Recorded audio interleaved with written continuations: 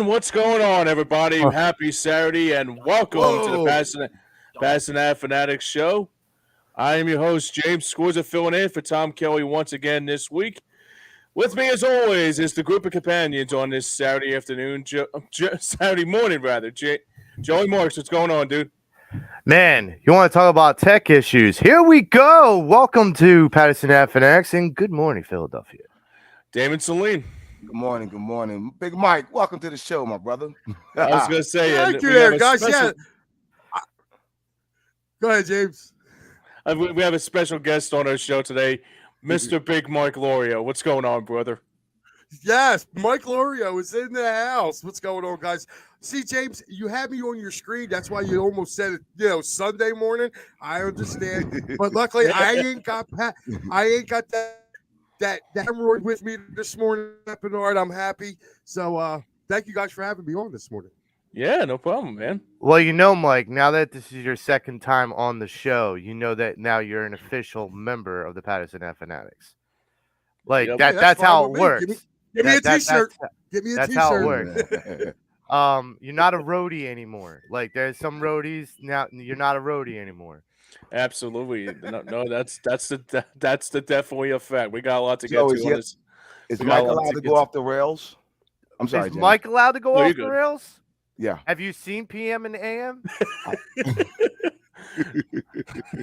I'm almost certain that even with Pat Bernard not here, Mike is fully capable of handling if it goes off the rails. Sounds good. You got your coffee, right, Mike? No, Dave. Okay. Yeah, I have my coffee. Luckily, I don't have a coffee limit with you guys. Right. I got to go get a 6-foot coffee before we start. But yeah, and it's an honor, man. Like I said, Dame, I haven't done a show with you before, so I was actually looking forward to it. Frank, I had the pleasure of doing the Eagles Giants post game. So yeah, me and him did a lot of talking off camera, man, and we had a good time that night. So I'm looking forward to it, guys. James, what do we get into, bud? Yeah, it looks like we got a lot to get to. We got Phillies underway. Pretty disappointing on Thursday night. Howie doing some moves and continue to be Howie. Sixers playoffs. But, Mike, we're going to surprise everybody. Where do we begin on this Saturday? Wow, we're going with those fighting Flyers, man. How about these kids, man? Finally, son. I'm liking the channel Comcast, liking it. Dave Scott can get the hell on, loving it. The kids are playing. They're letting the kids play. I love it. Finally, we don't have to go to Allentown. I mean, this year we probably do. But, after I see some core pieces here. I really do. And they've been playing tough games, and they're playing tough teams. It's not like they're playing teams that are down the bottom near them, with the exception of Montreal. But everybody else that they've been playing lately and beating lately, they've been playoff caliber teams. They lost a tough one last night in Ottawa. But, I mean, the kids are playing. So I want to get into that, Mike. I mean, you still got a point out of it. Mm-hmm. I want to get into that. So in that last game against Ottawa, I believe it was Torts and Danny Briere up in the press box together, and head coach not behind the bench. I wonder if you're a fly on the wall, what do you think they're talking about? Oh, I'm pretty sure he's talking to Tortorella's probably going, dude, I need pieces. This is what I need. That's what I think they're doing. From here to the end of the year, it's going to be nothing but evaluation. That's all it is. Yeah. You can kiss JVR goodbye. If Kevin Hamer kiss his ass goodbye, Carter Hart, he can go too, because we do now have another young goaltender who's just as good. Okay. I wouldn't trade Carter Hart, but if somebody's going to offer you a nice return for Carter, yes, Arison can be the Flyers' future goaltender. He's probably just as good, but if you have him and Hart, that's a hell of a tandem. I'm not saying go out and trade Carter Hart. I'm just saying they got to blow your socks off to go get him. Ivan Provorov, he can leave tomorrow. Yeah, Mike, I'm not ready to move on Carter Hart. And the only reason I say that is because here's what I'm saying, and Joe might understand this. So two things can happen. and I wanted to ask you guys about Danny Briere. Should they take the interim tag off? But before I get there, so let's say you move Carter Hart and you get some pieces, right? And James knows this. Every time we make a move like that, the guy goes off to be a Hall of Famer, right? And then we're kicking ourselves. Bobrovsky. Right. Sorry. And so the other thing about that is you can build with him. Like if they make the proper moves and finagle some things, I mean, they could possibly be in the playoffs next year, possibly a low seed, but they have a good shot, and then you build upon that. But I'm not quick to pull the trigger on that. But it also ties into taking an interim tag off of Danny Briere and allowing him to flourish. I know someone asked him about the Clarks and the Holmgrens and all those guys the other day, or a couple of weeks ago, I should say, and he was kind of like, we'll see type thing. So I think this offseason, obviously for the Flyers, is a huge offseason on so many levels. And I get where you're coming from, Mike, about moving them. I'm just not so quick to make that the top 3 choice. I would wait to see what other moves that they can make to build around them or build in front of them, if you will, to see if we can maintain them, to retain them. James, what do you think?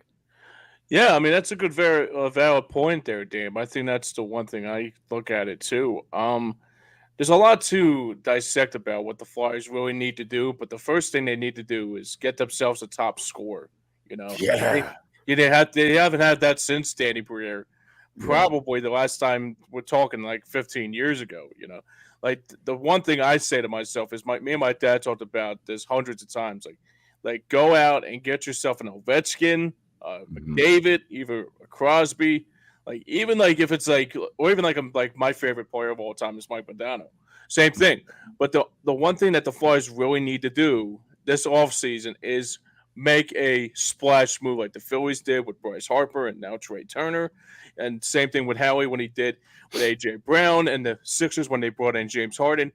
When you bring a winning leader to this club, that's when you know this team could really make a lot of noise. You know, and it's interesting because when Frank was on a couple weeks ago, he brought up something that was very profound and very interesting, and that is, you know, we look at our sports teams and we look at it from the fandom perspective, but it's a business, and I mean, Dave Scott was checked out. I mean, I think that was clear when he was like, okay, Chuck's out, and then I'm retiring. Like he knew that his heart wasn't in it anymore, so he just said, I'm going to part ways. This isn't a good business venture anymore for me. So this is how I see it.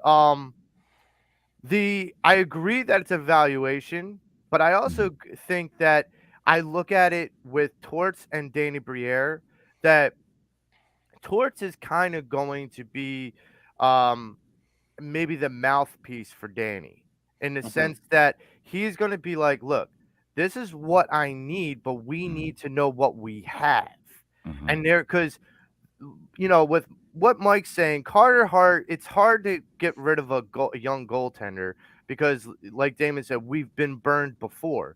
But what I'm going to drive at is, when we have that freed up money, when we start trading these guys or getting rid of these guys and unloading these guys, and you know, Mike, I think that, you know, you named Carter as the third, and I'm sure he's not your third man on that shopping list to get rid of, because believe me, I have like a list of like 5 to 7 different players that I can give them walking papers and a Greyhound bus ticket out of town, because I'm just not letting them fly on a plane, Joe. No, why am I going to make more? No, they took enough of my money. No, they can take Greyhound. They can thumb it for It's a long bus ride to Winnipeg, brother. But go ahead. Listen, they can thumb it to Winnipeg. Those people up in Canada will gladly take them. Yeah, I'll take some boys from Winnipeg. You kidding me? Listen, well, here's what I'm going with too is, guys, I agree with James in the sense that we need to bring in a big name player, because like Frank said, we need a guy that's going to sell tickets. Even if he's older. Right.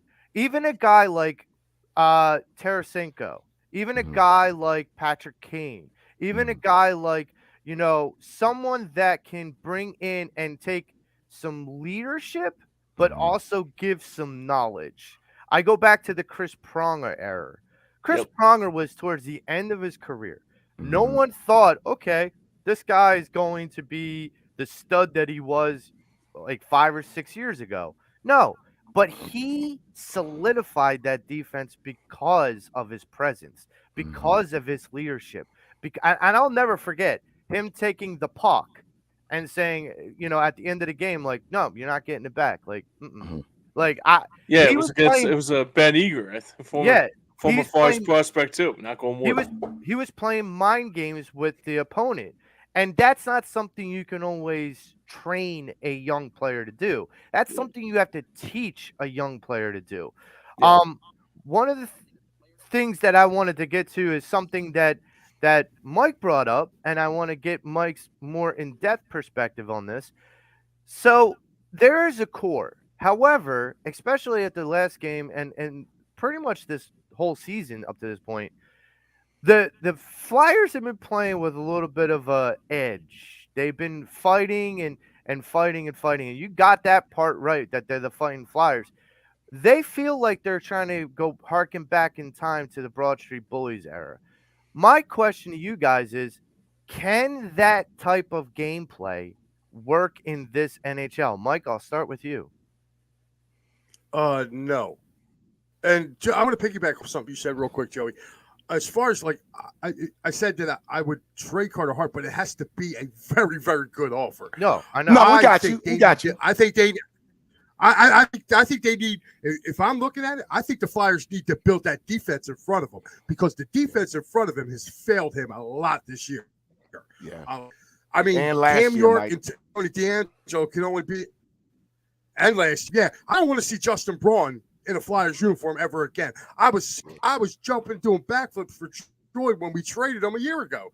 I couldn't wait to get him out of town. And then here's the best part: he's slow on defense. So what do? They put him at right wing for a game. Like, this guy's Cecil Turtle on ice skates. Like, this dude is bad. So with that being said, yeah, Carter Hart's that trade is way down the list. There's a few other people I want to get rid of before him. But getting back off of what you're saying, Joe, is these young kids now can only get kicked in the teeth for so long. Like, when you keep getting beaten down, finally somewhere inside of you will snap. And enough's enough. And the Flyers have been the NHL's punching bag for most of the year. But these kids have also been in Tortorella's system now for most of the year. So the system's becoming the more games they play, the easier his system's going to be to run. That's why I think you're seeing now that they're able to get in there and play with these teams. As far as being the physical beat them up type of thing, that's the kind of coach Tortorella is. And I think it's kind of a lost art. I don't know. The game has changed a lot, but one thing about the game is they didn't outlaw fighting for a reason, because it has to happen. You got to have a guy who's going to go over and smack another guy for going after your big-time player. That about hockey in 120 years has not changed.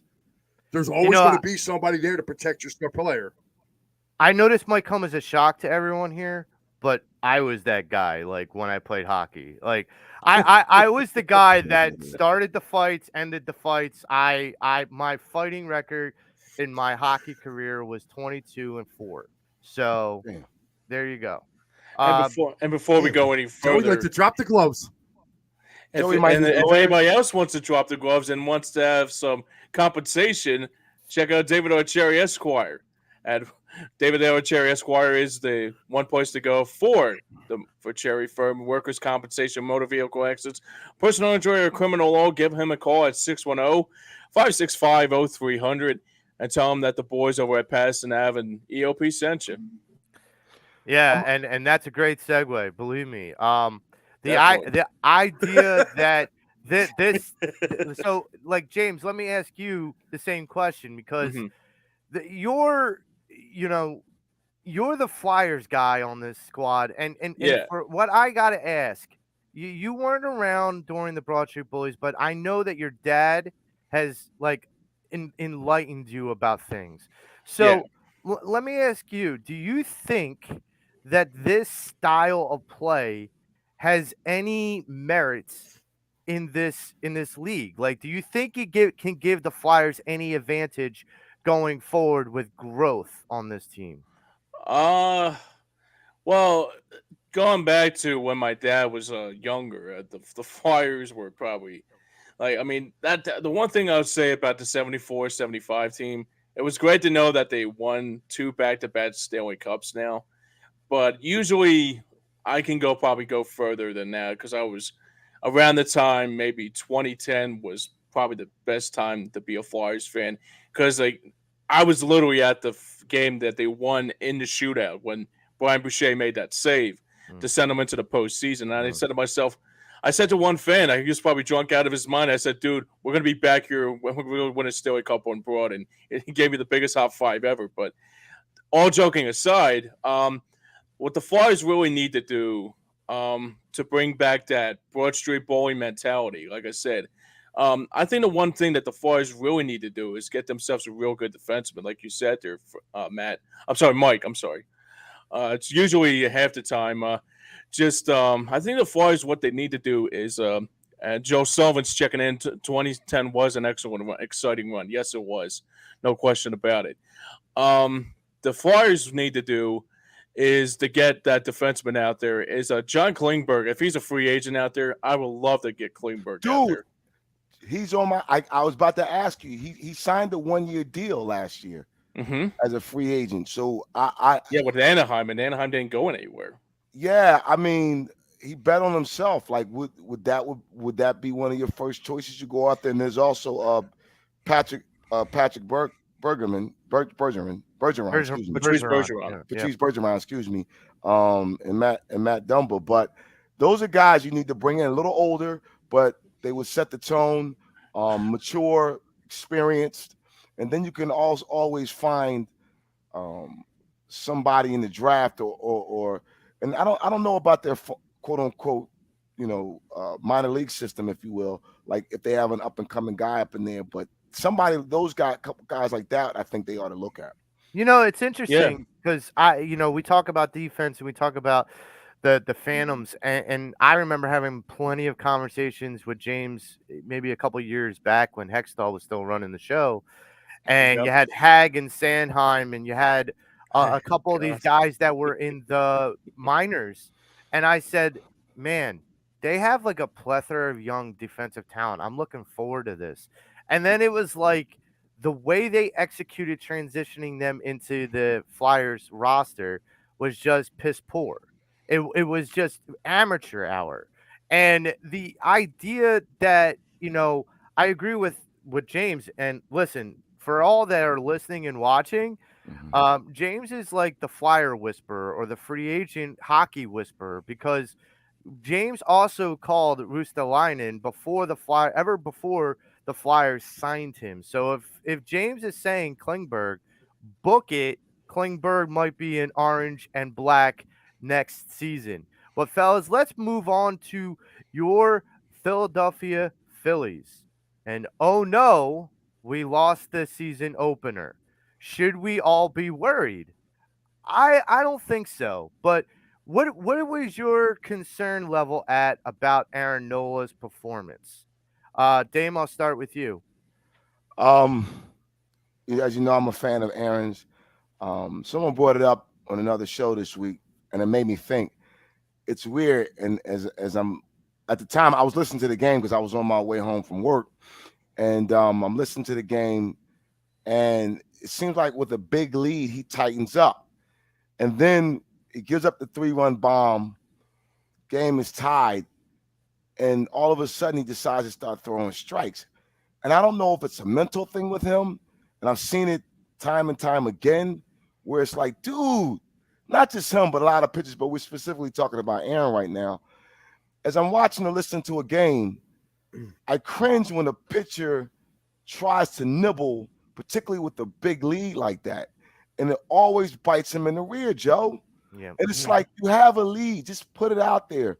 The other thing is, no, I'm not concerned because it's obviously 161 games left, but it does make it for interesting talk because he's again banking on himself.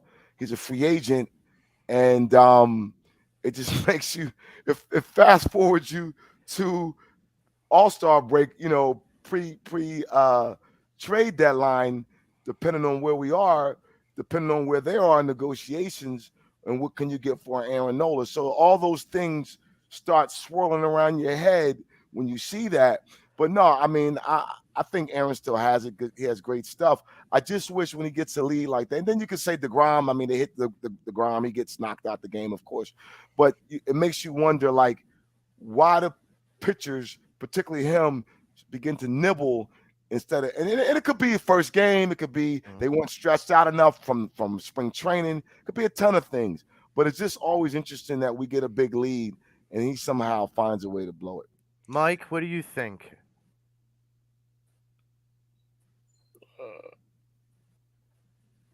Did we lose Mike? Aaron Nola. Everything all right Mike, there? Man, we just reset it there for a minute. Okay, go ahead. Well, we got him. Yeah, it's the storm, dude. We had a major storm going on here, but yeah, dude, listen, it's been something with Aaron Nola, forever now with him. I mean, he tends to have games like this, but then he'll come back and have a game with like he had with DeGrom last year with the Mets. He gave up one run, So the thing that was exciting for me to see in the first game was, did they blow that lead? Yeah. Is that going to happen? Yeah. These guys ain't familiar with each other yet. There's a lot of new pieces, especially in that back end of that bullpen. But for me, they put up 7 runs. And to me, Alec Bohm looks like he's about to have a monster year. Trey Turner's looking like everything that he's advertised to be. So I'm really excited going forward. I'm not going to worry about Aaron Nola because Aaron Nola will get it right. Again, too, these guys are working with a pitch clock now. They've only been working with a pitch clock for about a month. So they have to get used to that. So to me, you're going to see a lot of good pitchers. Ohtani was struggling the other night. Yeah. So, I mean, here's a guy who's another guy who's going to be a free agent. He was kind of struggling a little bit. These pitchers got to get used to this time clock. So there's a lot of variables in that. And I do agree with you, Dame. Hold up 1 second. I pulled up to my house. The Phillies were still up 5-0. I had a 10-minute conversation with somebody outside. By the time I got in my house and turned the game on, it was 7-5.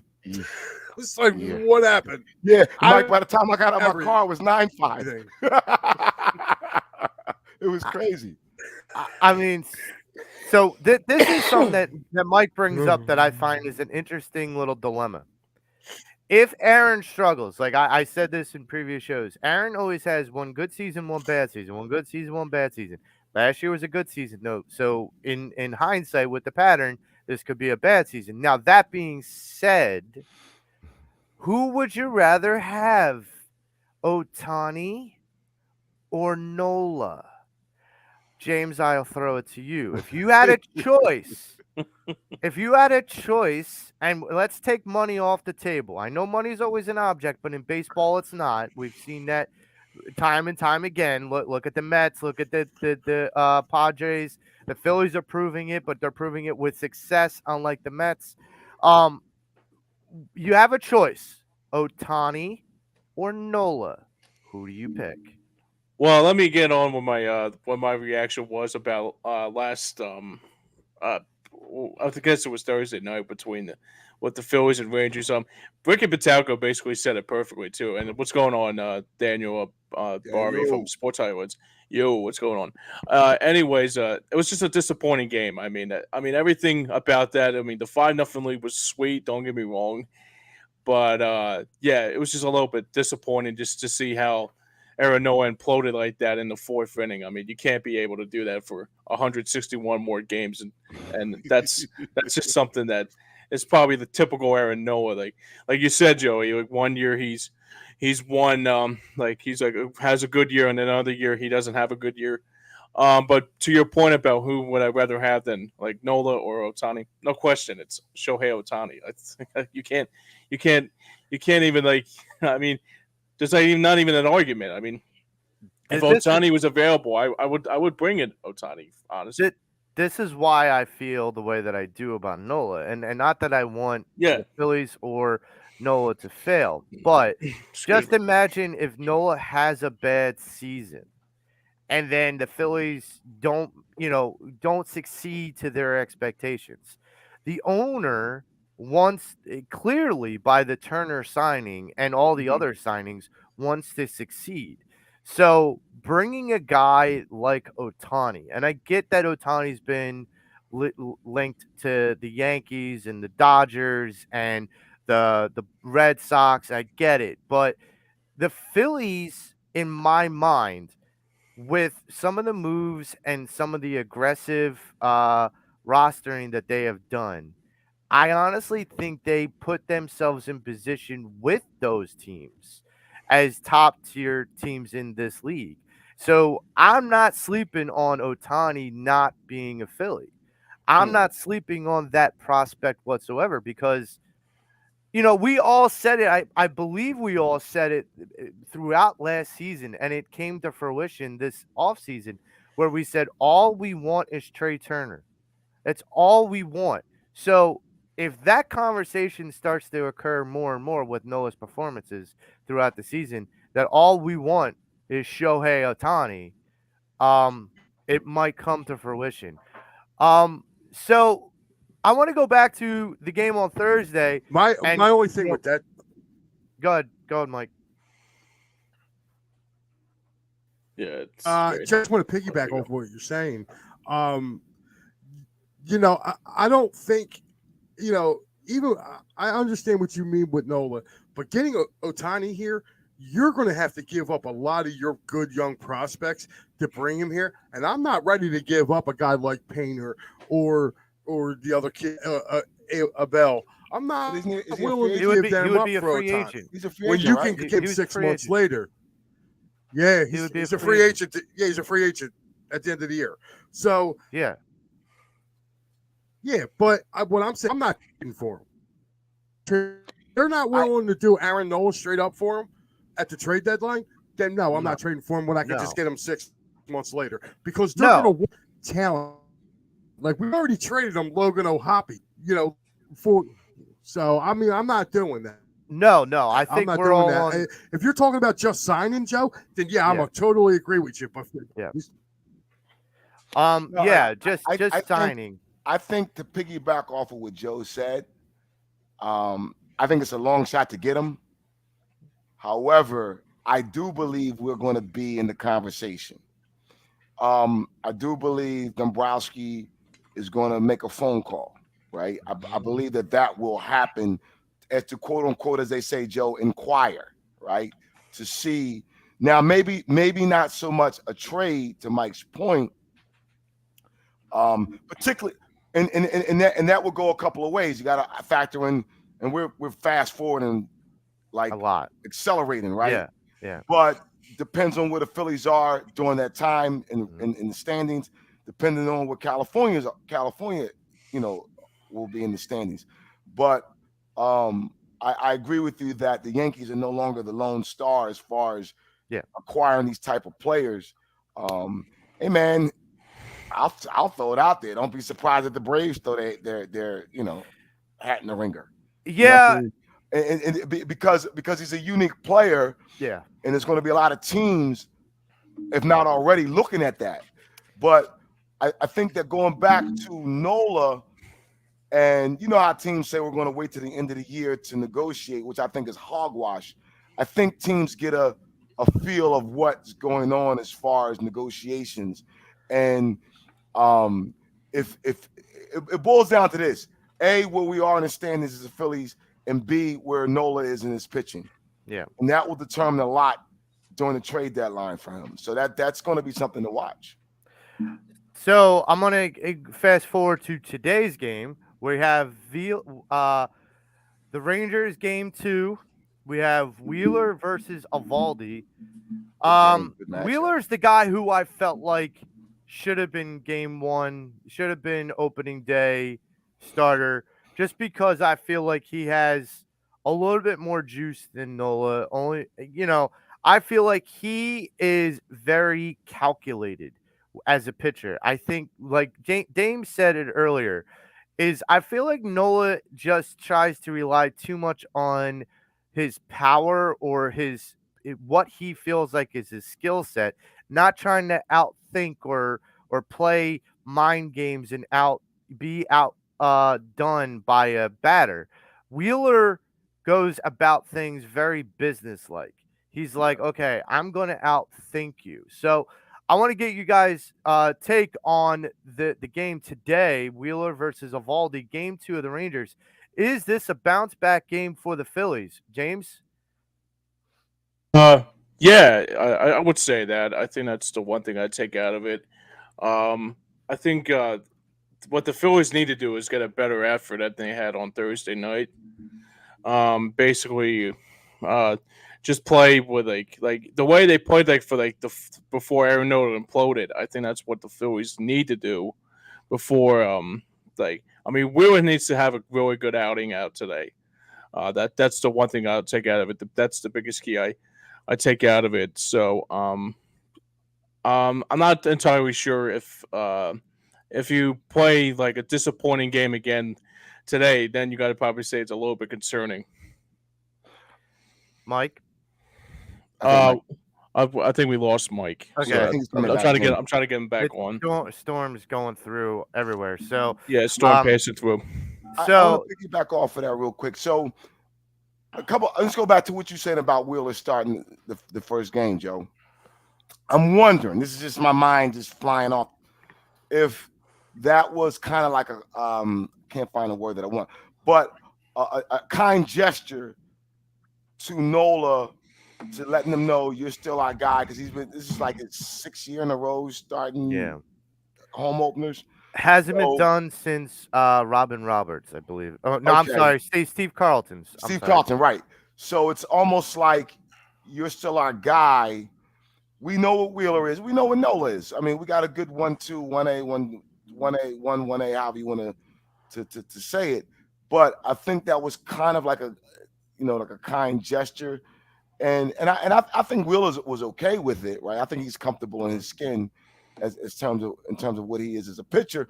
I do believe that we can count on 6 runs, not every night, but for the most part, if you average it out, we should get to about 6 runs a game, if over a period of time. So it's a good matchup. That's for sure. I can't wait. 4:05. What a great day to be hunkered in to watch the Phillies game, right? Yeah. And it's a 4 o'clock game on Fox, so that's nice to see. But yeah, I expect them to bounce back, to play hard. We'll see what happens. So I got a couple. Before we go any further, I forgot to do my one of my sponsors. It's all good. Anyway, today's show is sponsored by Sherry'sTickets.com. Save 10% by using the promo code EOP10. Great prices and no hidden fees for sports, concerts, and theater. Visit their website at www.sherry'stickets.com. Family owned and operated since 1946. And tell them that the boys over at Pattison Ave and EOP sent you. Hey, yeah, and the Phillies season just kicking off. Great time to go get some of those great Phillies seats while they are there. Sherry's Tickets is a great place to go for them. I wanted to go into the game today, but I also just wanted to go into something about the Rangers. If we go back just to last season alone, when we went and faced the Rangers, we struggled.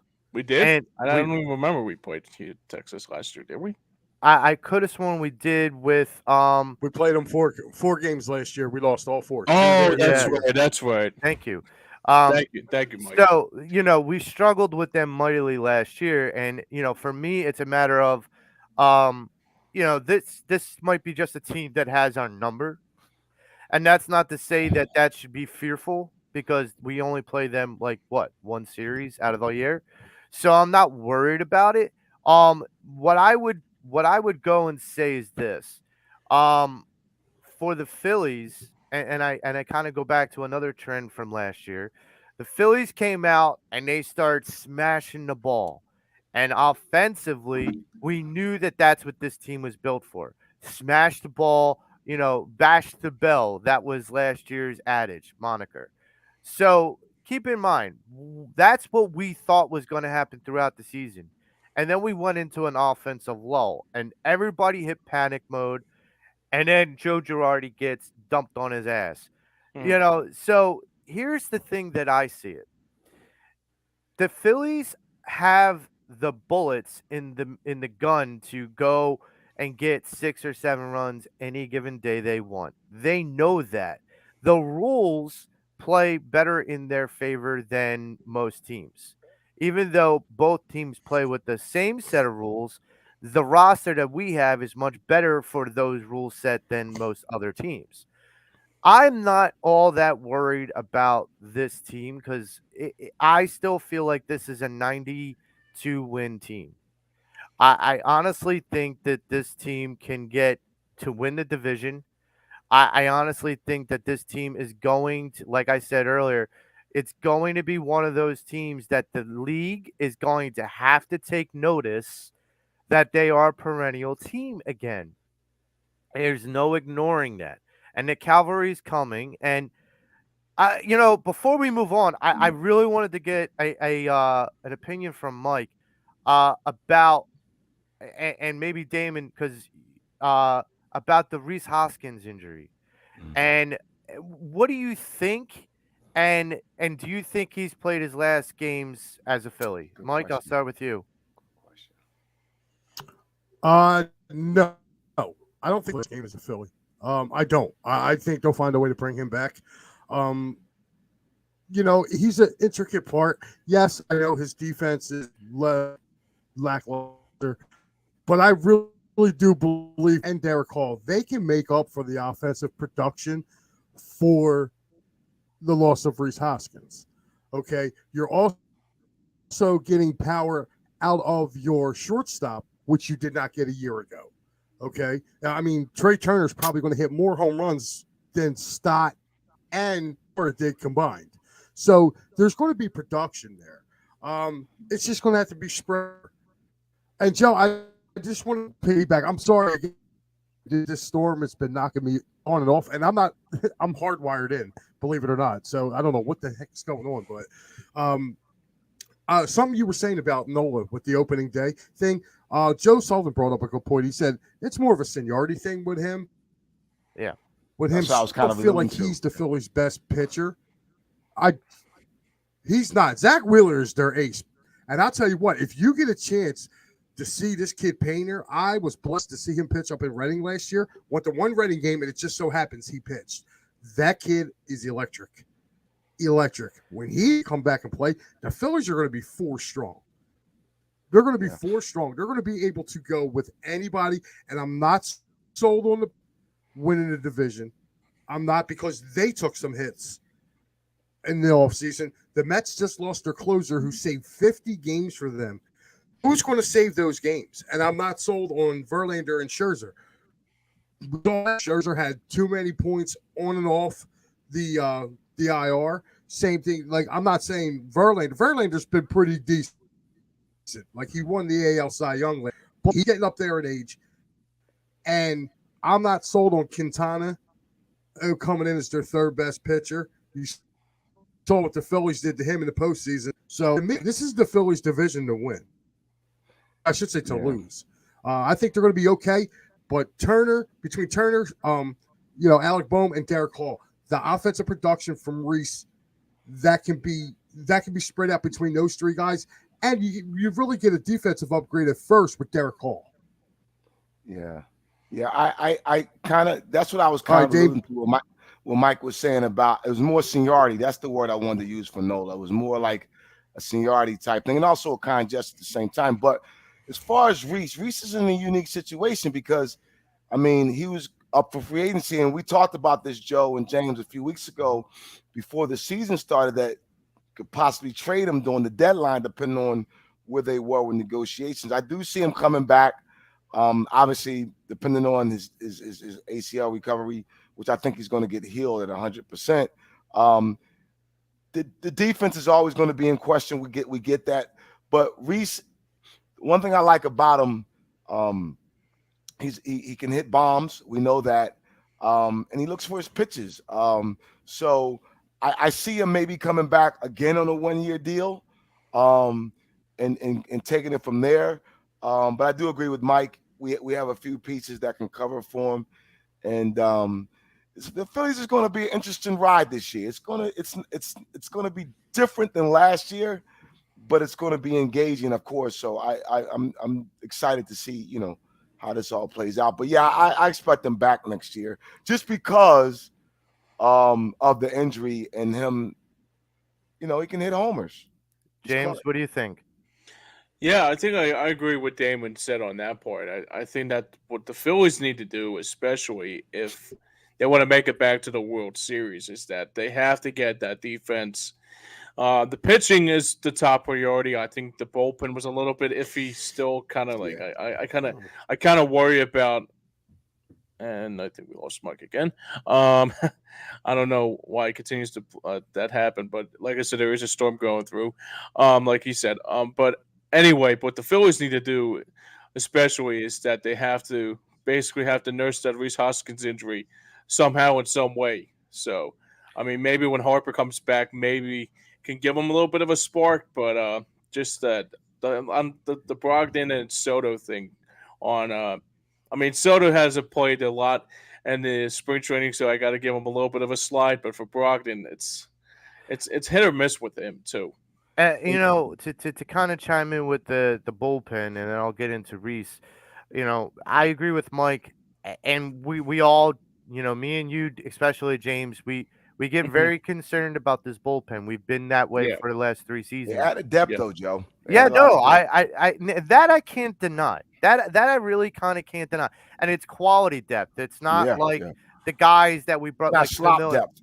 Yeah. Right. Well, it's not like Familia back in a year ago or Roberson 2 years ago. yeah. I It's forgot not. about Jerry's Familia too. Jesus. It's not like these guys that just have a name but don't have talent. And it's like, okay, what do I have? I actually have a guy in Kimbrel that has killed us, so I'm okay with that. I can live with that. You Yeah, have Soto, who is a talent and has a great arm. And let's not forget about like the guys like Nick Nelson and guys like Dominic why am I blanking on his name? Um so we have a lot of guys that are in that depth that can really kind of spark the transition from the starters to the bullpen. I don't think it helps that Aaron only went not even 4 innings. Like he didn't even complete 4 innings. That's gonna hurt anytime your starter can't give you 5 or 6 on a day-to-day basis. But to get into the Reese Hoskins thing, yeah, Dame, me and you, and I believe Tom had a conversation a couple months ago about what we think is going to happen with Reese going forward in the future. And I said the thing that sticks out to me is that when he was going to get outright free agency, he was going to demand $20+ million a year.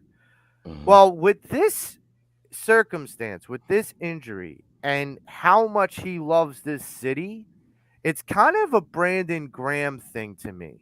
Hmm. Mhm. I feel like he could turn around and say, I just want to stay here. I'm not going to ask for 20 million. I'll ask for something fair like 8 or 10. I just want to stay here. I don't want to go anywhere. Sometimes, and I go back to like look at Trey Turner. Look at Bryce Harper. Look at those contracts. Look at like even Schwarber and Castellanos. Mhm. There is a window, and Reese knows this. Any player that's on that team knows this. There is a window. You don't want to not be a part of that window by just saying, "Oh, I deserve this much." Listen, I think Reese is a smart guy. I think Reese is an understanding human being. I also think Reese knows that if he goes on to the open market after an ACL injury, he's not going to garner $20 million from anybody. No. And I'm so gonna be that extra cautious. right, because they're not going to know. They knew what product they had But for the ACL, they have no idea what kind of worse product they could have potentially, because every GM always looks at the glass half empty when negotiating with a free agent, because they want to be skeptical that they're going to maybe get, burned on something, Right. especially when a lot of money's at stake. Right. This is a part where I go, okay, Reese is going to go out into that free agent market and he's going to ask, here's my number, 21.5. And every GM is going to go, we can't do that. You just came off of ACL surgery. I don't trust it. I don't like it. So, no, we are not doing it. So, that's where I feel like that is. Moving on to your Philadelphia Eagles. Howie has, I guess, taken a coffee break and he's, chilling out with some phone calls because he made one signing in the last week and Pat. What's going on, Pat? it was for Terrell Edmonds, safety from your Pittsburgh Steelers. Mm-hmm. And this is not a guy that's kind of like a world beater. I love it. I think it was a great signing, Joey. And I'm not going to say hi to that idiot. I got to see his ugly face tomorrow. So, but I'll tell you right now, I like the kids. Yeah, I'm not saying hi to him. Go away. Go do some work. But I like the Kadavius Street. I like Kadavius Street. I think I love that signing. I think that's going to be. I got some news for you guys on some draft trades coming up in this segment. But I just want to piggyback off of that, Joey. I love the Tremont Edwards signing. I thought that was a really good pickup for Howie, and that's going to help out this team a lot. Let me piggyback off what Mike just said. There are certain teams that I always admire in terms of their defense, and Pittsburgh's is at the top. So when you get a guy from that arsenal, from that stable, if you will, chances are they're going to be solid. And then the thing about it, people have to remember, C.J. Gardner was a cornerback that they converted last year. Now, I don't want to rehash that. We kind of find out it was more of a personality issue, and they offered him something. And Howie was like, "Dude, I'm going to move on." One thing about Howie. And I used to play poker when I lived in California on Friday nights. I did, not for a whole lot of money, just for fun, whatever. And guys would come with different games. And I played chess. One thing about chess. Note to self, don't play poker with Damon. No, yeah, don't play with me. But here's the thing. With chess, you have to be 3 or 4 steps ahead. The people I play, like, just great players. Like, I'm not on that level, but I love the game.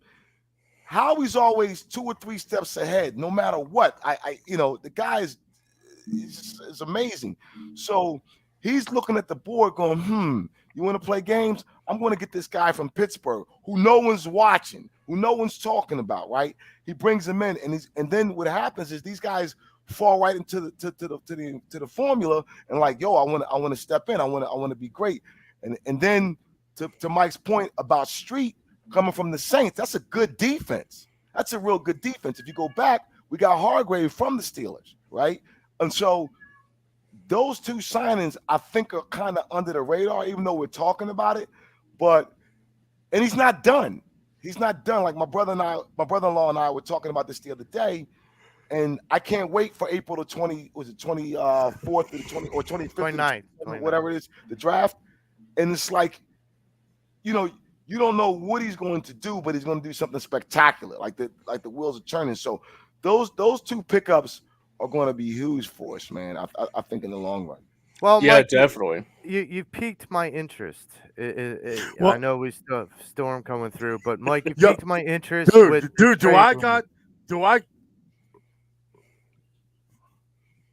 Yes, I'm going to give it to you right now, Joey. First, Pat says there's nothing wrong with beating it, Joey. Pat, coffee rule still applies even when we're at home. Dude, I'm not finished it yet. You already know the rule. Kick rocks with that stuff. But see, that didn't come from us, Mike. That didn't come from us. See, that... I'm going to give you Sean Kilrain says, "What's up, guys? What do you do with the 10th What's up, pick? Sean? I'm going edge or trade the pick. Who wants to move up? My this is what leads into I've been hearing, which is that the Eagles are going to trade the pick to the Pittsburgh Steelers for the number 17th pick and the number 32nd pick of the draft I don't like it. for this I year. don't like it. If I that don't is the like it. case, I love it. I love it because if they trade that pick, okay, the 10th pick, okay, and they get 17 and 32, they're able to do so much flexibility right now. So I want to see them go after, and this is, I think, number 30 for Jeffrey Simmons. I think number 30 for Jeffrey Simmons, and it allows them to go after, another cornerback, maybe a Joey Porter Jr., who will be there for them because we all know they're going to be drafting probably around. And I think it gives them still flexibility to trade 32nd back to get some more of these, some more of these, later round picks. Yeah. gets to do it because there's always a team in the top six. There's always a team in the top six that wants to trade back into the first round. There's always you can make a boatload there. To piggyback off of what you're saying, go ahead, I Joey. say, I'll let you. I want to hear your rebuttal on this. So to piggyback off of what you're saying, so if that deal goes through, I love that deal for a lot of reasons. Mainly because with the Eagles from 10 to 17, I know many people will be like, "Man, you lose a lot of talent." I agree, but I also look at like what last year's draft garnered throughout the first round. Like at 20, I look at like what the Saints got, or like I look at what some of these teams got at the 18, 19, 17, 20, 21 spot. I don't feel like there's going to be a drastic drop off. What the Eagles need to get out of the first round, period, are starters on that defense to supplement some of the rotational players like a Street and a Edmonds and a Kayvon Wallace or whatnot. But what I love even more is if they get that 32nd pick with the 17, I wouldn't take the 30 pick. I wouldn't select the guy with the 30 pick because you're talking about one pick in between. I would trade the 30 pick because you probably would get more revenue back for those middle rounds. You probably get a 3 and a 4 or a 3, 4, and a 7 for that 30. And that's fine because you're picking at 32. That person who you were going to pick at 30 is going to be there at 32, and you're not going to pick 3 first-round picks. You're just not. So, especially if you're trying to expand the draft board as it is, there is a lot. I've been doing a lot of research on the draft. I've been pulling my best Mel Kiper and Tom McShay, and there's a lot of depth talents that are going to be good rotational pieces that the Eagles and Howie would want to try and look at in those 3rd and 4th round picks. So it's a value to think about trading that 10th pick back to get either that 32 to trade that 32 move back to get more in the middle rounds. Dame, what do you think about this? Yeah, I'm not feeling it. I'm not feeling the trade down to the 17th spot. I am actually, and I know I agree with you and Mike about the defense, rebuilding the defense, adding to the defense, I should say. But I'm really starting to look at Bijan Robinson, man. And my eyes are getting wide to see what type of offense that would be. So it's twofold with me with this kid. He would take the pressure off Jalen as far as running the ball, which would still be an asset. Like let's just play with this for a second. They draft Bijan Robinson, right? So you have Robinson, Gainwell. I know they got Penny, and you got Scott, right? So now, I think what you would do was expand your offense, keep them on the field a little bit longer, right, and keep the defense off the field less. But you would still have a solid defense, but your offense would just would just be amplified by those weapons. Now, the thing about it is, yes, Jalen would still be a threat back there, but it takes the pressure off of him having to run all the time in those Chicago games with the RPOs or whatever and risking injury. So, but I get it. I don't get it. Let me ask you guys this. I don't get when people say, why take a running back that high? I get it because a part of me, I don't sound like I'm contradicting myself. So people say don't take a running back that high because in terms of years, we're not going to have a running back for 10 years. You should use that pick to have a player for at least sustained for 10 years or more, right? Right. But with this Eagles offense, it's so dynamic that I'm even willing to snatch another wide receiver along with the running back. I don't know. I'd rather use that pick to either go up, either in the top, 7 or 8 or 9 or 7, 8 or 6, 6, 7 or 8. But I wouldn't want to go down to 17. You may get more picks, but then if they do that, then I already know they're going to try to add to the defensive line. So I'm kind of all over the place. It sounds like because I am. But that Robinson kid intrigues me, man. He really does. And he was here for a visit, by the way. I'm gonna go into my fantasy world now, folks. I'm gonna go into what I would love to see just in a fantasy type world, because Damon just opened up Pandora's box for me. Okay. Dame, I got to applaud you. You make some really valid points, and maybe you've convinced me to believe a little bit more on your side.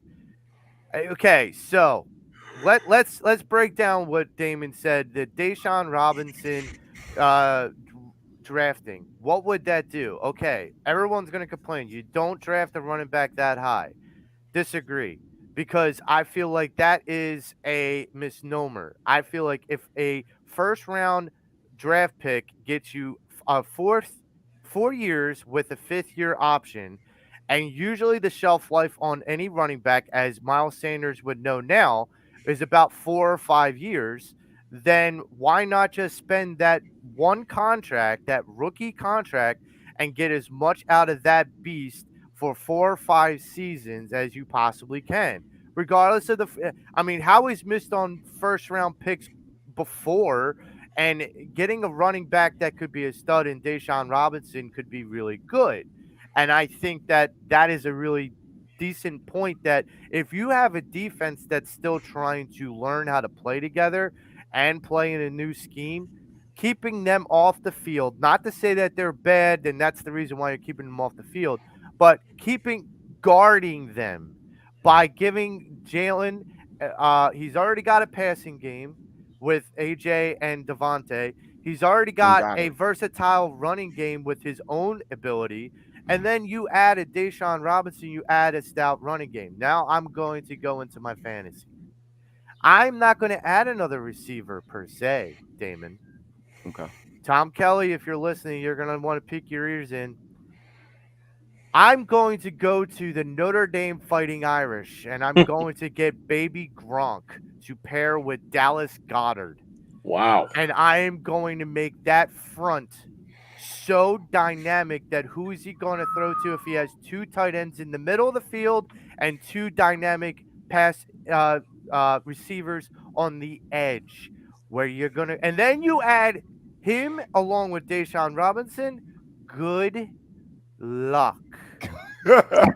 So Joe, you would take the tight end at 30, was it 30? The 30 at 30. Yep. Okay. Mike's scratching his head. I see. Go ahead, Mike. I know. Mike's unstuck with the storm. No, I know, but go ahead. So, in my field. Okay, no, go ahead. Joe, I listen. I would love that. I think Mayer's a great man. I just don't think he's going to last to 30. I really don't. He just came off a bad injury. I think he's going to drop. I think he's going to drop. But I'll tell you what. Okay.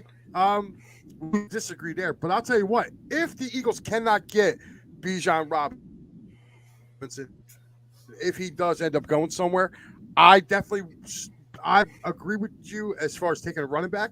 I would definitely try to get the kid Gibbs from Alabama. Try to get him. If you do trade with the Steelers, to trade back, and Gibbs will be there. So I think Bijan Robinson's going to be there. I don't think Bijan Robinson's going. So if don't get Baby Gronk, hey, I will be pom poms racing because that's going to be one hell of an offense to try to. I think they need other things, man, and to me, I think it makes a difference. I just want to read you a comment.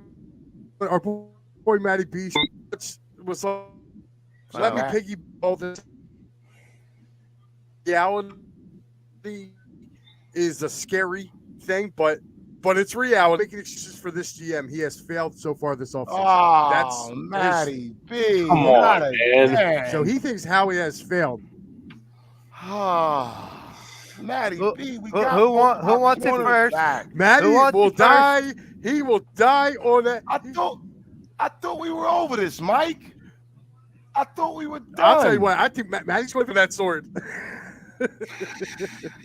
It's just sour grapes now, honestly. Okay, for any history majors or any history buffs, Matty. And for the record, Joe taught history, guys. Joe was a history teacher. Yeah. So for any history buffs, Matt, I know you're a vet, but you're gonna die more ferociously on that hill that you're on than Hamburger Hill. I mean, it just understand, dude. Like, we get it, but like, I look. It's like this for me. It's like this. And I know we'll get the ball later. I was not a Larry Bird fan, but I'll be damned if I'm not going to give it up to him. Great freaking player. Right. I defend Larry Bird to this day. Wasn't a fan because he was a Celtic, but he was a great player. Point blank, period. That's it for me. How you not going to say Howie had a terrible offseason? You got your players back. You're getting money under the cap to sign your quarterback to a long-term deal, and he's not done. Yeah, I will go this far, and I will pull Kyle Quinn a little bit.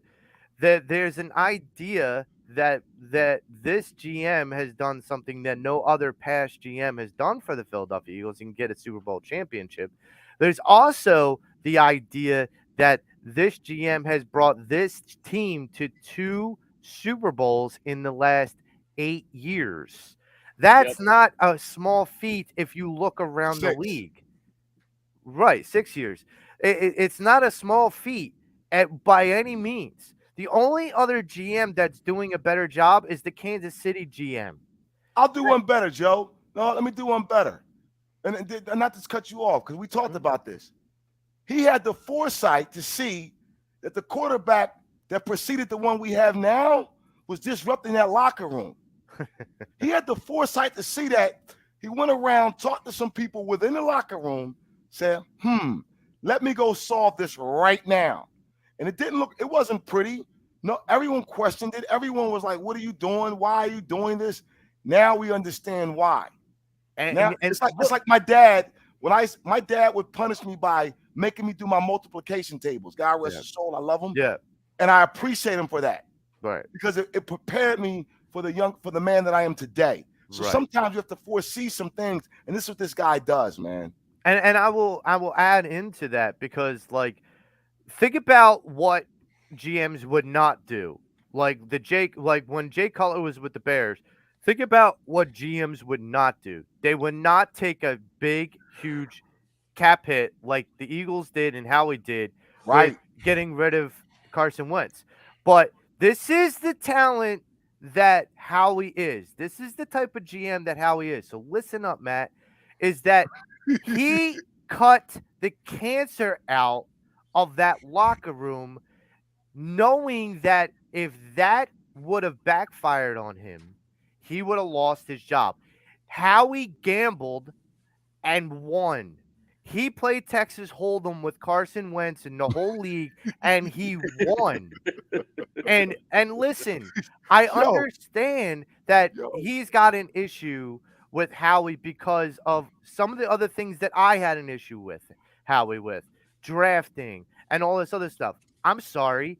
He just drafted a guy who took this team to a Super Bowl when no one else saw that out of him, when everyone else on draft night, including Freddie Burns, was complaining that we'd use that draft pick to pick him. And Joe. I'm telling you this is a guy, and I agree, Dame, Howie's playing chess, not checkers.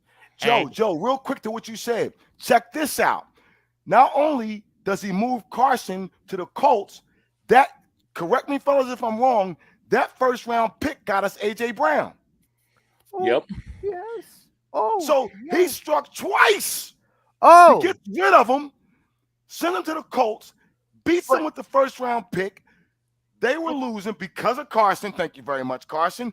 We get into a position where he can then fleece the Titans to get Jalen Hurts, who he drafts, that stud to go along with Devontae Smith. Come on, man. You got to give it up. You may not like a guy, but you got to give him credit where credit's due. But Dame, who did the deal for A.J. Brown? Who was the GM at the time that did the That's biggest what I'm saying. draft day deal in probably Philadelphia Eagles history? That's Like, what I'm saying. I'm just saying, Matt, I get the hill you want to die on, but you can't deny facts. I get that you could say, well, look at the talent on the defense. Yes. Do you not think that and there's a turnover in the NFL? Look at the Kansas City Chiefs. The Kansas City Chiefs had to start 2 rookie cornerbacks. There's a turnover, but it depends on the other talent, the other pieces.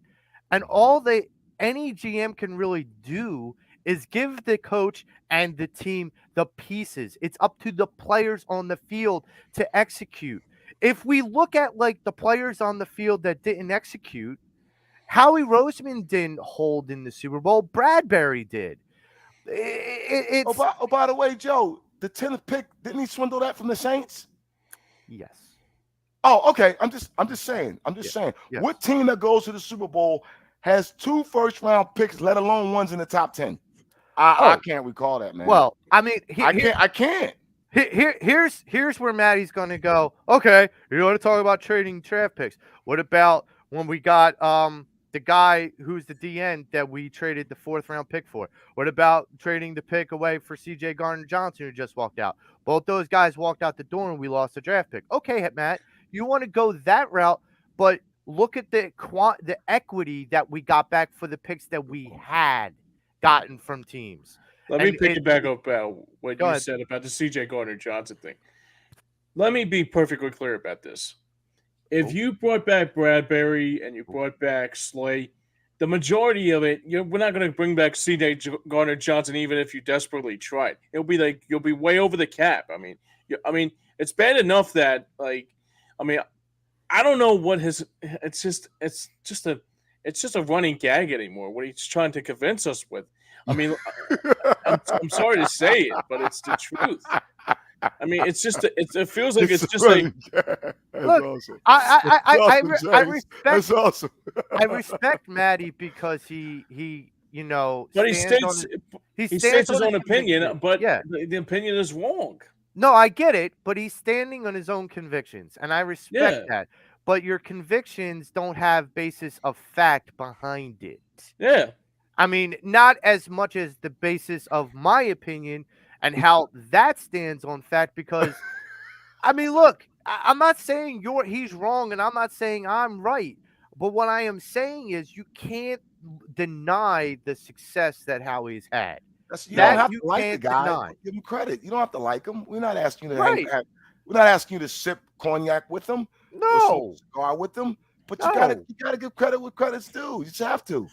Look, I get that Howie looks like the kid that, would be in the classroom, like throwing spitballs at people, but that's no reason to judge the man off of the things he's already done. Well, let's move on to a team that's already in Philadelphia that's doing some things. Let me, before we go any further, today's show is also sponsored by Philly Sports Trips. That's the place to go for the best trip available if you're going to either see.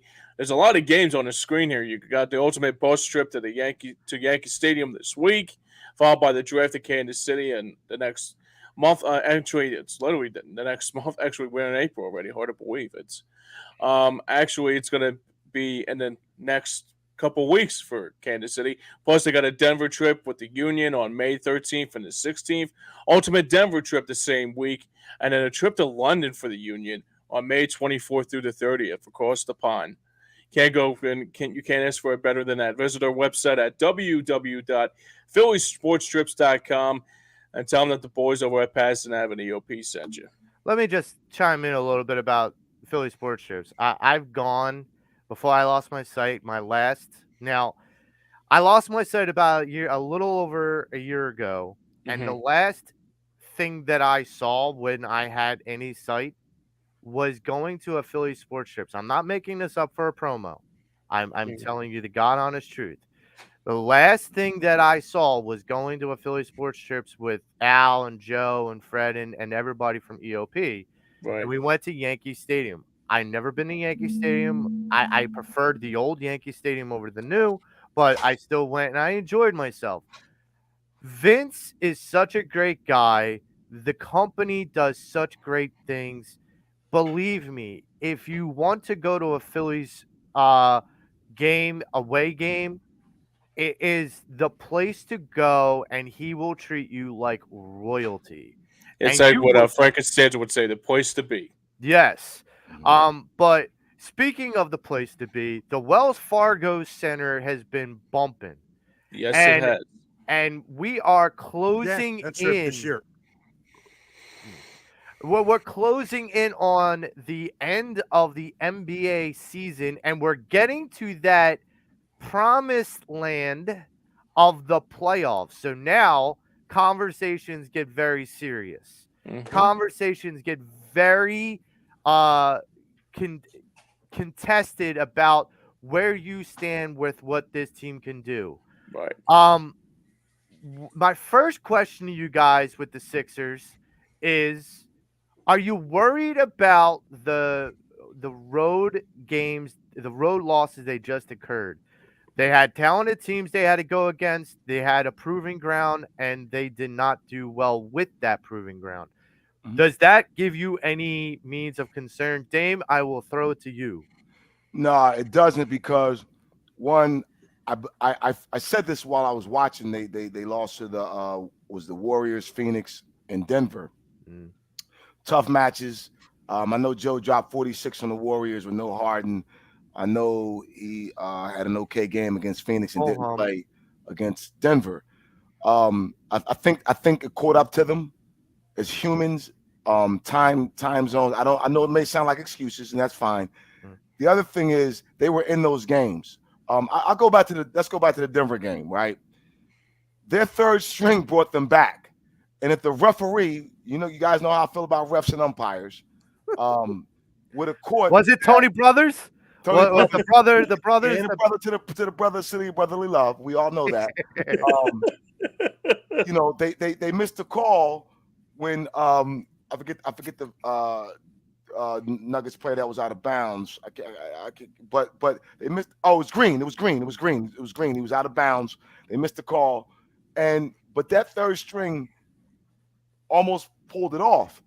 So they come back home, and let me just say this, Harden, and I got to call the Cuz on this. Cuz said the other day, like, he's okay with moving on from Harden. I'm not. James Harden has really sold me on a lot, because I had a whole entire different perspective on him prior to him coming to the Sixers. He's finally starting to work with that second unit a lot better, and he's a big part of this team, and he's pushing everyone on this team to be better. And so, no, Joe, I'm not concerned, because they bounce back.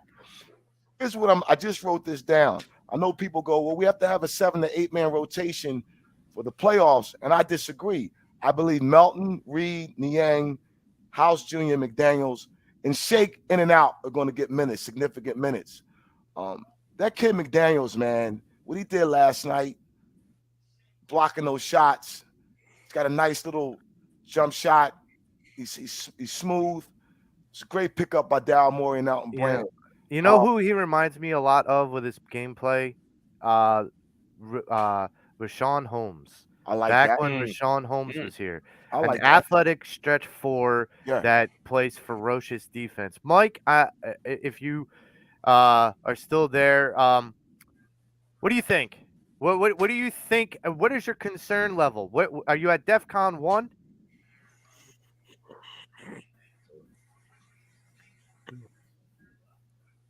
No, I'm not in anything. I think it comes down to Tuesday night. I know we have the game Sunday with the Bucks, but I feel like the Sixers match up very well with them. I'm not worried about the Bucks in a 7-game series. For the psyche of this Sixers team, they gotta beat the Bucks Tuesday night. They gotta I send agree. Boston a message, hey, we can beat you. And I think that will help the Sixers go a long way. I really do. If they lose that game, I think it's going to have another effect. I think it'll have the adverse effect. But the Sixers have been playing great ball. They have been. And as far as being out on the West, think about it. They didn't have Harden in any of those games, and look what they lost by. Like, if Harden plays any of those games, they turn it around. I thought the Yeah. only game where they looked lackluster over that time period was the first game against the Bulls. They looked lackluster, like they were sleepwalking in Chicago. But you seen what happened 2 days later. He went to Chicago and put a beating on them. So Mhm. to Yeah, they me, like I did. said, moving forward, I think you've seen guys, you see guys, um, you know, House had a pretty good game last night. I was watching him in the place last night. Paul Reed's game has stepped up tremendously. If you Agreed. get this going forward, the Sixers are going to be a hard out, man. Yeah. James, what do you think? Yeah, I'll All piggyback right, about. who's up next? Yeah, I'll piggyback what you said there, Mike. I think the one thing I'll say about this Sixers team that was probably the first time I probably watched a Sixers game in quite a while. That it was just a great effort that they had last night. I mean that first half was like if they could play like that for 60 minutes, like almost for 60 minutes a game, this team could be unstoppable come playoff time, and I really do believe that. I mean, Milwaukee's going to be a tough challenge tomorrow, but we beat Milwaukee early on in the season. I'm not worried about that. But the biggest challenge to me is exactly what Mike said: is that Boston series. Like those 2 games at Boston are going to tell you all you need to know about what this team is going to be about. This team's going to be like come playoff time. It's interesting to me. I go back to something one of my old football coaches used to say Hmm. during some of our meetings. He said, "Momentum meets championships." And what that basically means is if you start to build momentum, no matter the skill set that you have in on your team, no matter that what you think or what other people think the talent level is that you have on your team, if you have momentum going into the playoffs, if you have momentum going towards that championship, Yep. the championship and that team will meet. That will happen. And I go into a little bit of concern when you can't compete with some of those teams. However, I'm not worried. For I'm sure. not putting the cart before the horse. All those teams that Damon mentioned, the Suns, the Warriors, the Nuggets, they're all in the West. So what do we have to do until to get them to get to them in the playoffs? We have to get to the NBA finals. So I ain't worried about the guys that are on the other side of the country. I'm worried about the guys that are in our conference that we have to go through. And Right. I agree with Mike and everybody else about the Celtics. However, I will put this here. I am not overlooking the Bucks. Just Hmm. because Hmm. you can't Sure. sit there and say, okay, we've handed the Bucks a couple losses. I get that. But momentum meets championships. Giannis is going to start gearing up, Hmm. which means any superstar who starts gearing up for the playoffs is going to take it to another level. And right now, even though we're still like a little bit more than a week out from the playoffs starting, Hmm. this is basically when the playoffs have started. Hmm. Like, because everyone's, jockeying for position, especially in the East. That's why last night's game against the Raptors was desperation mode for the Raptors because they're still fighting for position in the play-in tournament. Mm-hmm. So you can't take much for granted other than taking care of business in the East. I would ask with the next two games how crucial they are. A, what do you think is going to happen? And B, what do you think the record is going to be? Mike, what do you think? 0-2, 2-0, 1-1, and what do you think is going to happen in those games? I think they split, but I think more emphasis will be placed on that Boston game Tuesday night here. They got to beat the Celtics. They got to beat it just for their own psyche. They got to beat that team, and they've come close the last two times they played them. I mean, Embiid was a half a second and 3/4 shot away from giving them a hell of a buzzer beater, and I think the Sixers learned from that game too because Jason Tatum game-winning shot, but they held him in check. Where like the previous games this year, Tatum and Brown have ran roughshod over the Sixers, where they really limited him. So I think they lose a close competitive one in Milwaukee tomorrow night, but I think they win against the Celtics this year. Yeah, I think it kind of bodes well going.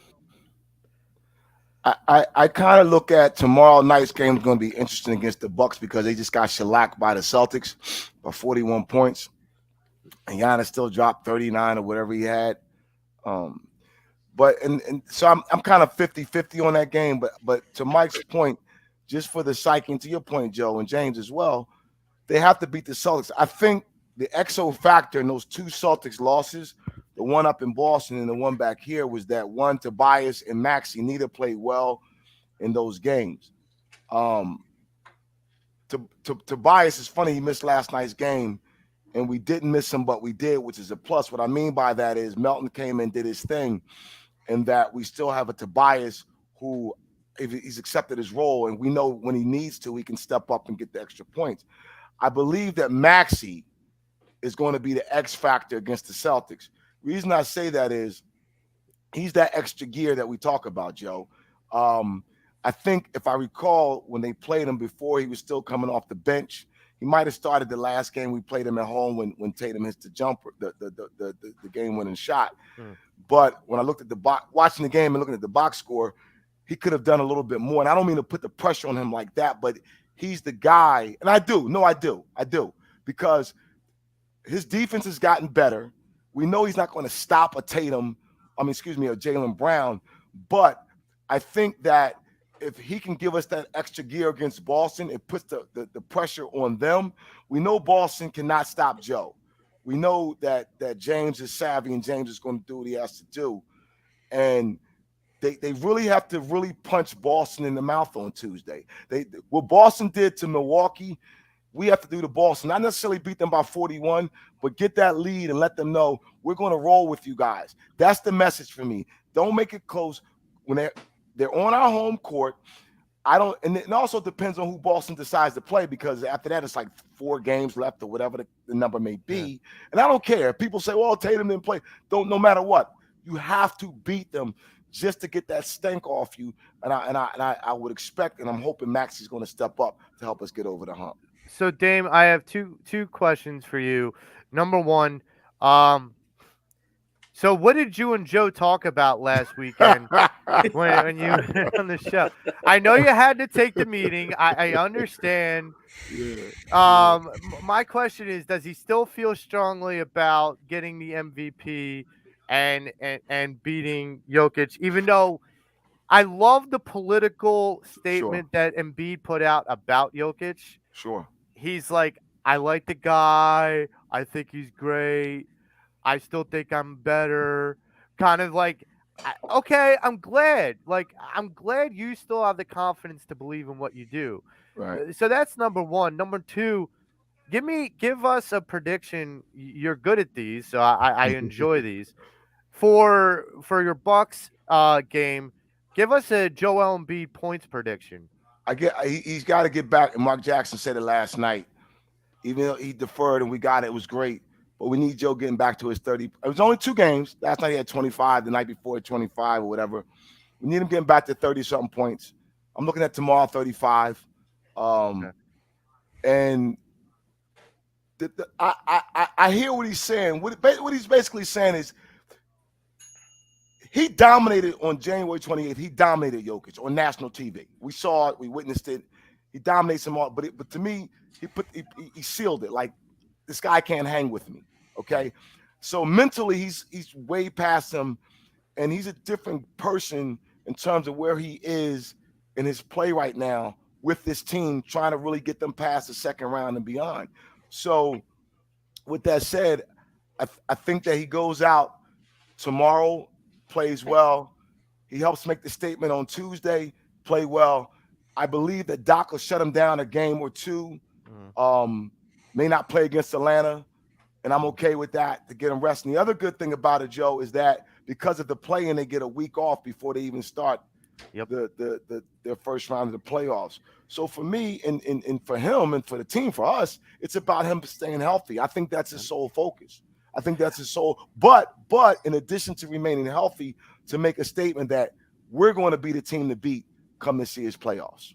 James, what do you think about the next two games? What do you see happening? And of course, chime in with the idea of like where you see things with Joel as far as his performance going forward. Yeah, I mean, the one thing I take out of it is that like my top priority for the Sixers, like Steve said, like just come out just healthy.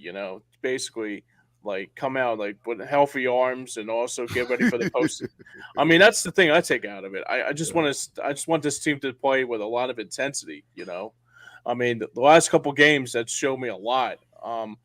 But just for the state of like if they get into the postseason. Well, actually, they will get into the postseason.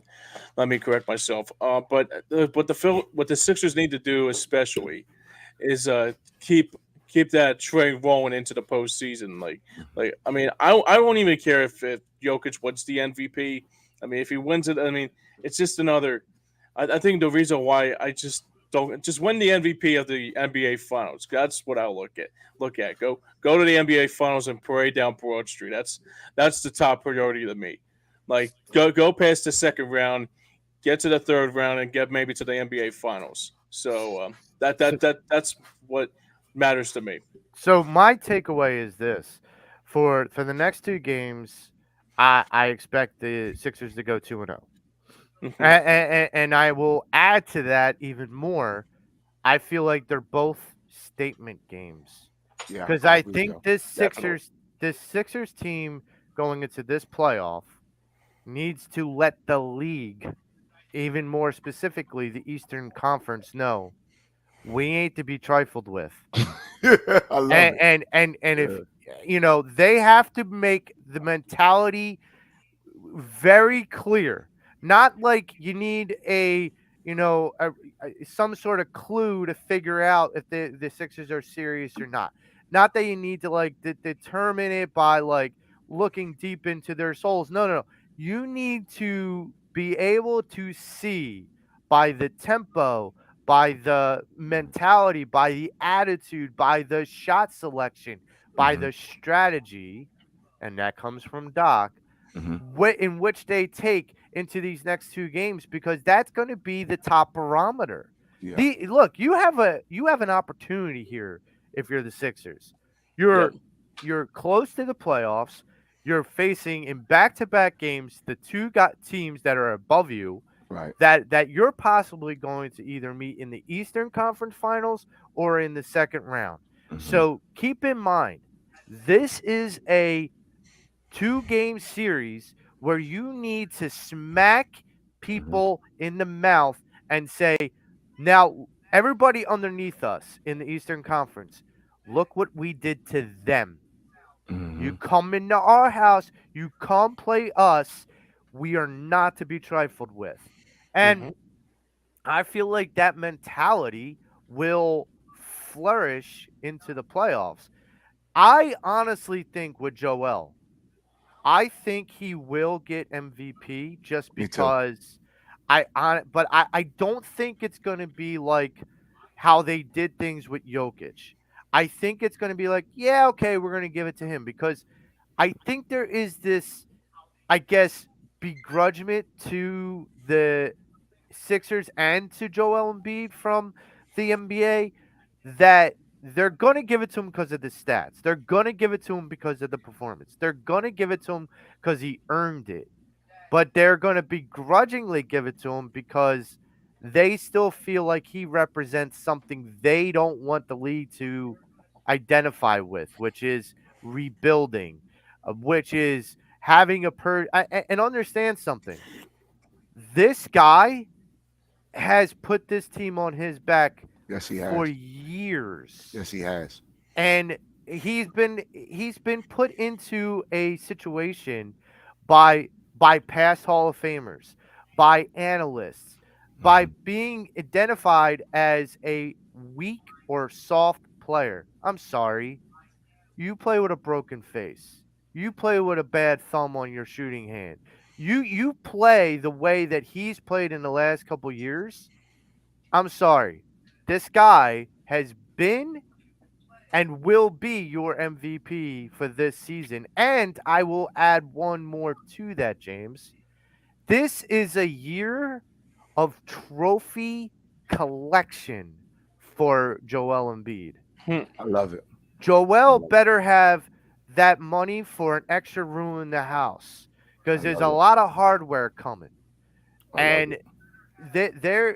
the Sixers nation needs to understand this as a fact that Joel Embiid.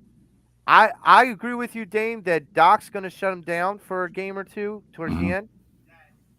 I feel like Joe has gotten to such a maturity level with his skill Mhm. set that he understands it's not an indictment that he's sitting down, that it's something to kind of savor what he's going to do, save the energy, save the fight for the real fight ahead. Yeah, and And he's earned it. yes.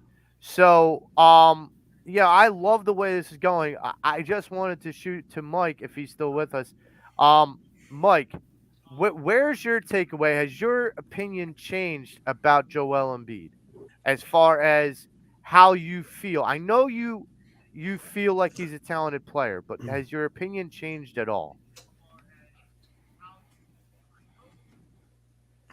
Um, no, it'll change after the season, and like for right now, like I went kind of scaled back a little bit on trading him. And I know Dame, me and you've been wanting to talk about this.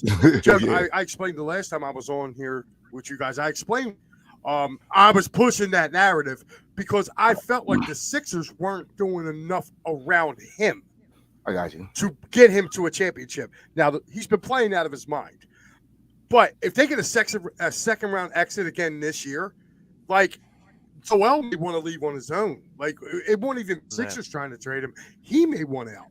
You know what I mean? I like Joel Embiid. I think he's the MVP of the league. I think he's the most dominating player in the NBA right now. My stance has changed on that because at the time that I made those, that I said what I said, I was really frustrated with the Sixers because I didn't feel like they were doing enough to help this kid. I'm sorry, they forced down this guy's throat for 4 years that he had to play with this dude. They ran the guy who he did play well with out and made this guy. The guy ended up going to like Jimmy Butler would have been a hell of a lot better to keep here, and I think the Sixers could have gotten to an NBA Finals already with Butler, but they decided to keep Ben Simmons. And like, I'm sorry, later you have a certain shelf life with Joel. As much as we love him, as much as he's a great player, big guys like that don't seem to last very long. So you have a certain shelf life. And I just don't feel like the organization has done what they needed to do to help this guy get to where he needs to be. That's why I stated it. But seeing how go ahead. No, go ahead. You go. Go ahead, Dave. No, you're good. Finish. I'm sorry. You're good. You're good. Yeah, I'm not trying. Okay. Yeah, I'm not trying to ramble. I'm trying to get my point across of why I made what I made, because it wasn't that I was frustrated with Embiid and I wanted him out of here. I'm frustrated with the Sixers and the lack of what they were doing behind. No, I got you, Mike. I think when you look at it, let's go. Let's peel back for a second.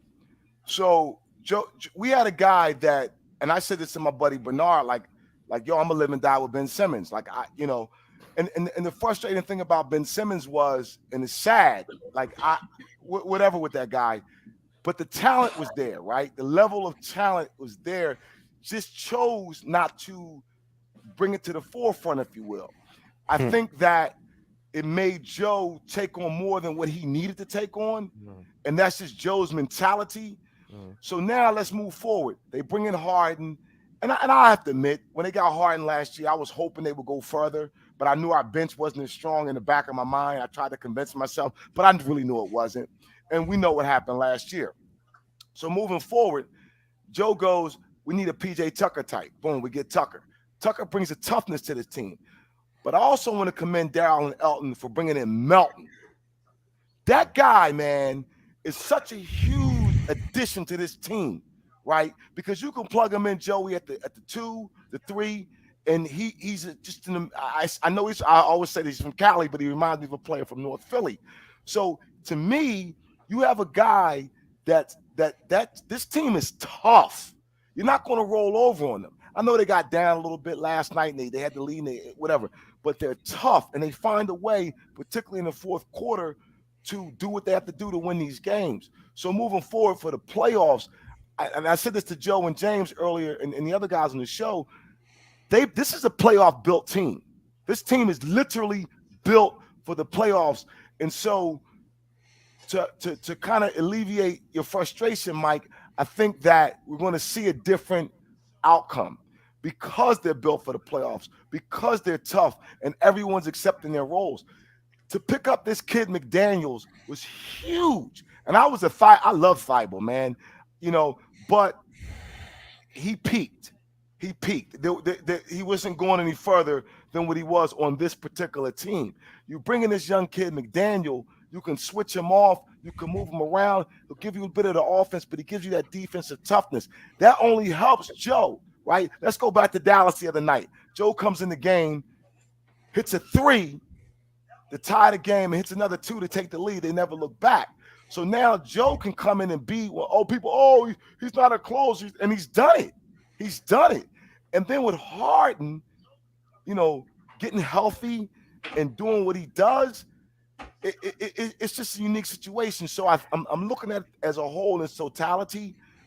Everyone's able to play their role. Joe's able to shine, and he's going to be able to go above and beyond. So I'm expecting a big different outcome from this team. It's interesting that you bring up something, Dame. I'm hoping. I'm right there with you. I'm with you. No, I feel you, Mike. No doubt.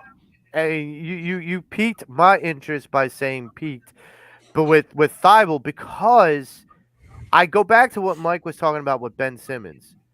So Ben was, a top draft pick, and there's expectations that we had as fans. There's expectations that the organization had as a player, what they expected him to produce. And if I'm being 100% honest, as a person who was a big Ben Simmons fan, I both. I would have to say that one of the main reasons why they traded him, I don't think is just because of his attitude. I think because they saw him peak and they said, this isn't what we bought. If this is his peak, this isn't what we expected. And it's kind of like the Thibault thing. Like, I agree with you, Dame. Like, he peaked, and just like the Ben Simmons, granted, Thibault was not like a top draft pick like Ben, but when Thibault peaked, we were like, yeah, we knew what we were kind of getting, but we expected a little bit more progress out of the offensive side, and that's not there. So we have to move forward. We can't keep beating our heads against the wall. Right. And that's what I think the difference is. And, for what it's worth, when regards to this team and being playoff ready, Jalen McDaniels is a huge piece. Paul Reed, as Mike mentioned earlier, is a huge piece. And I've been a big Paul Reed fan for a while. Me too. And I feel like this kid he's got the fire. Like I don't know how else to put it other than he's got the Tyrone Hill fire in him. Yeah. Like Yeah. you don't want to get in his way, but you definitely don't want to take the food off his plate. Tyrone Hill. Oh, God. Yeah, so I mean, for me, it's kind of like in that vein. So what I would say in this regard is going forward with the playoffs, and we'll see what team, it won't be next episode, but it'll probably be the episode after. We'll have an idea of who we're going to wind up playing in the first round. But I honestly think either way, I think that this team should handle whatever team comes their way. And the next two games is going to be a big test to see how far that could be. But we're going to wrap it up for today. I wanted to thank Mike Laurel for coming on. I'm sorry about the storm being like a pain. But we deal with technical issues and we keep moving Yeah, forward. sorry guys. This is Mike, it was great, man. Great. It was great that you were on, man. Yeah, brother, for sure. Thank you guys for having me. It's been blessed. Thank you. And hey man, I've been on, and like I said, sorry about the in and out, man. This has been crazy. Yep. I think I probably got about 8 gallons of water, or at least an ocean out about now. Oh wow. You all right? Everything gonna be okay? He froze. Okay, you'll be cool. Okay, cool. Yeah, I can swim.